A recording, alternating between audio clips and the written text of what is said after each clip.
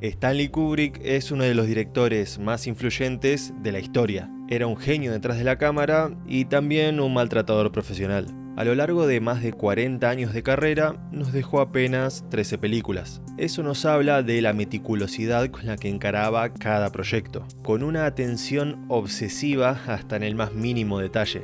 Dada la dedicación y rigurosidad con la que trabajaba, es increíble pensar que empezó proyectos que nunca pudo terminar. Pero la verdad es que hubo algunas películas en cuya creación Kubrick puso mucho esfuerzo, pero no pudo realizar. Vamos a hablar de esos proyectos tan ambiciosos que, a pesar del empeño del director, nunca vieron la luz.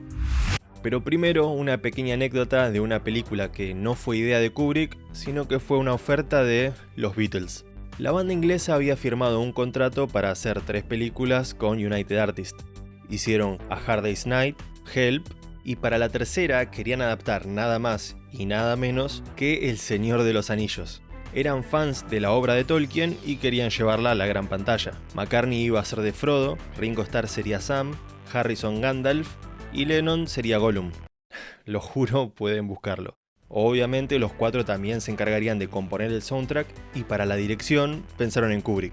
Lennon se comunicó con él, pero Stanley rechazó la oferta porque consideraba que los libros de Tolkien serían imposibles de adaptar al cine. Teniendo en cuenta lo difícil que fue para Peter Jackson un poco más de 30 años después, probablemente tenía razón. De cualquier manera, la respuesta de Kubrick fue irrelevante, porque cuando los Beatles quisieron comprarle los derechos a Tolkien, este los rechazó sin lugar a negociaciones. Pero podemos imaginar que en algún universo paralelo existe una versión del Señor de los Anillos dirigida por Kubrick e interpretada por los Beatles, llena de imágenes y música psicodélica que nunca vamos a ver.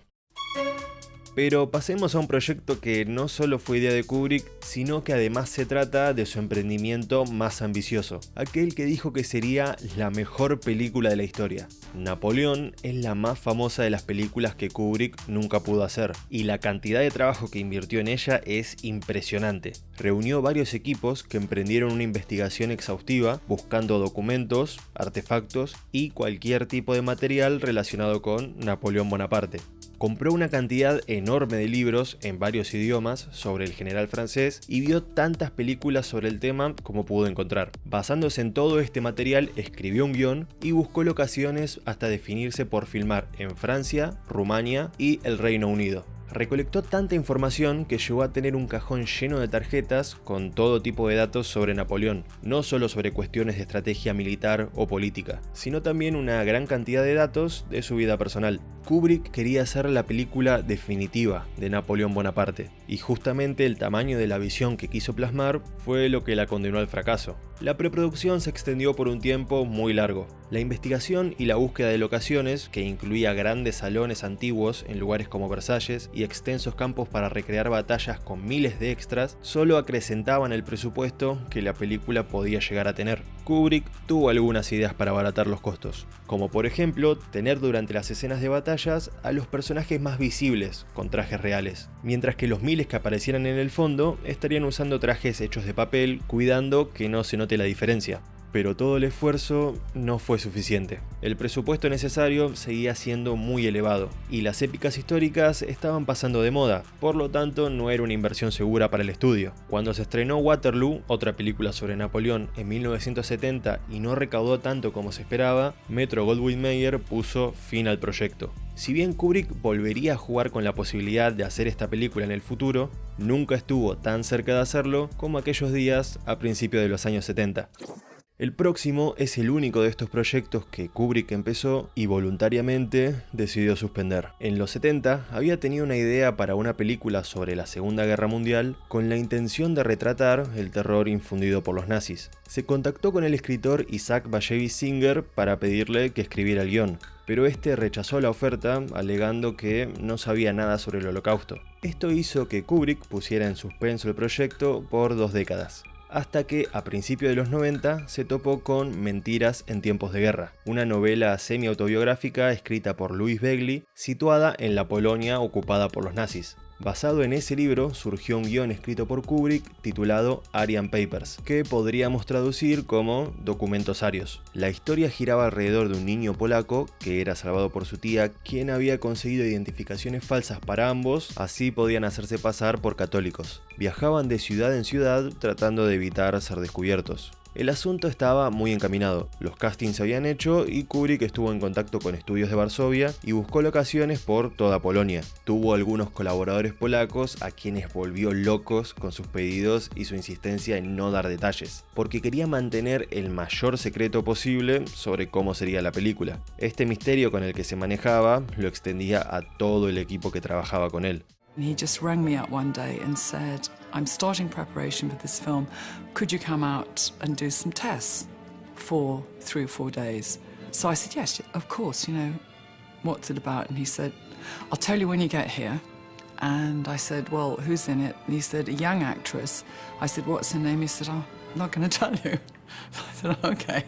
Cuando estaba todo casi listo para empezar, el mismo Kubrick decidió cancelar el rodaje. Al igual que con Napoleón, quería hacer la película definitiva, en este caso sobre uno de los puntos más bajos de la historia de la humanidad. En algún momento comprendió que era imposible capturar en toda su extensión lo que significó el Holocausto. Su viuda, Christiane Kubrick, mencionó que otra razón de peso fue que toda la investigación que hizo, que como sabemos era muy rigurosa, lo llevó a deprimirse por tener que escarbar en los detalles de una historia tan trágica. Así fue como un Kubrick agotado emocionalmente por los horrores de la Segunda Guerra Mundial, canceló la producción de Aryan Papers y desvió su atención a otra película que sí iba a ser terminada, pero no por él. Inteligencia Artificial fue un proyecto de Kubrick que empezó por comprar los derechos de un cuento de ciencia ficción del escritor Brian Aldiss. Algunas fuentes dicen que en los 70, otras en los 80. Sin importar en qué década adquirió los derechos, Kubrick pasó años desarrollando este proyecto mientras trabajaba en otras películas. La idea era contar una versión de Pinocho en clave de ciencia ficción. Era una historia que Kubrick estaba muy interesado en contar, pero distintas circunstancias la ponían en espera.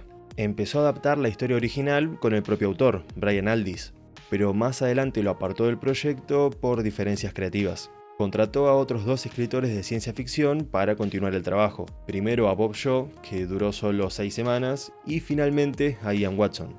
Otro factor que demoraba la realización de la película fue que Kubrick consideraba que la tecnología del momento no estaba a la altura de los efectos visuales que necesitaba. Opinión que solo cambió cuando vio Jurassic Park. Steven Spielberg estuvo muy ligado al desarrollo de inteligencia artificial, ya que era amigo de Kubrick, y este llegó a decirle que probablemente él debería ser el director. Spielberg, por su lado, creía que lo mejor sería involucrarse como productor y dejarle la dirección a su amigo.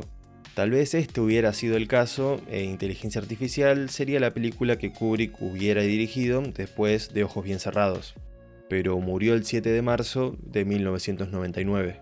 Un tiempo después, para honrar el deseo de su difunto esposo, Christian Kubrick le pidió a Spielberg que dirigiera la película. Y finalmente, en 2001 se estrenó Inteligencia Artificial. En este film, Spielberg respetó bastante la intención original de su colega, pero obviamente sigue siendo una historia de Kubrick contada a través del filtro de Steven Spielberg.